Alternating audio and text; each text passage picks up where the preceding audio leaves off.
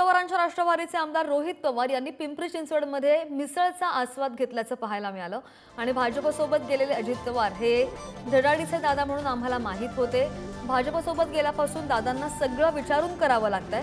रोहित पवारांनी अजित पवार यांना असा टोला लगावलाय। त्याचबरोबर बारामतीमध्ये योग्य अशी आणि लढत होईल असा उमेदवार देणार असल्याचंही रोहित पवार म्हणाले।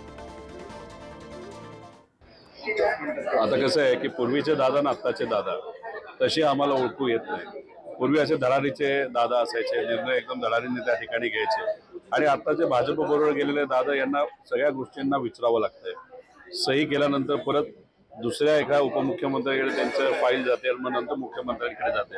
या सगळ्या गोष्टीमध्ये आम्ही सुद्धा त्यांना आज त्या स्टाईलमध्ये ओळखू शकत नाही, अशी आजची परिस्थिती आहे।